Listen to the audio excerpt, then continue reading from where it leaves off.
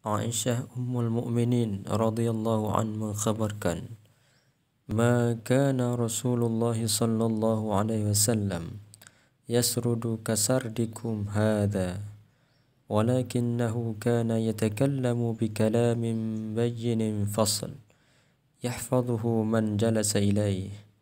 Rasulullah sallallahu alaihi wasallam tidak berbicara cepat sebagaimana kalian, tetapi beliau berbicara dengan kata-kata yang jelas dan tegas.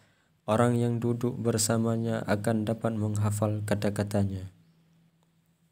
Anas bin Malik radhiyallahu an bercerita, "Kana Rasulullah sallallahu alaihi wasallam yu'idul kalimata thalathan litu'qala an." Rasulullah sallallahu alaihi wasallam suka mengulang kata-kata yang diucapkannya sebanyak 3 kali agar dapat dipahami. Hasan bin Ali radhiyallahu an bercerita, "Aku bertanya kepada pamanku Hind bin Abi Halah. Ia adalah seorang ahli dalam meriwayatkan tentang sifat Rasulullah sallallahu alaihi wasallam. Tanyaku, ceritakan kepadaku cara Rasulullah sallallahu alaihi wasallam berbicara." Pamanku menjawab, "Rasulullah sallallahu alaihi wasallam adalah seorang yang banyak mengenyam kesusahan. Beliau selalu berfikir, bahkan hampir tidak sempat beristirahat santai. Beliau lebih banyak diam, tidak berbicara. Beliau tiada bicara kecuali apabila perlu, membuka dan menutup pembicaraannya dengan menyebut nama Allah Subhanahu wa taala. Isi pembicaraannya padat dengan makna, kata-katanya jelas, tiada yang sia-sia, dan tiada pula yang kurang dipahami. Beliau tiada berlaku kasar dan tiada pernah menghina. Nikmat Allah Subhanahu wa taala dibesarkannya walaupun hanya sedikit.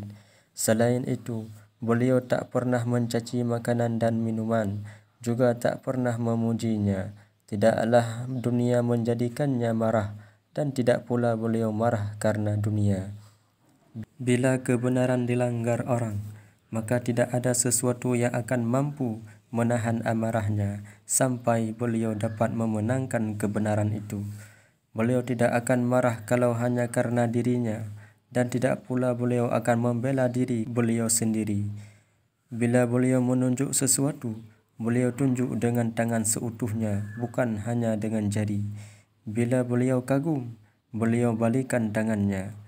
Bila beliau bercakap-cakap, beliau hubungkan tangannya dan dipukulkannya telapak tangannya yang kanan ke perut ibu jarinya yang kiri. Bila beliau marah, beliau akan memalingkan wajahnya, sedangkan bila beliau senang, dipejamkannya matanya. Sebesar-besar ketawanya hanya tersenyum. Bila beliau tertawa, kelihatan manis bagaikan butiran salju. Terlihat giginya yang putih.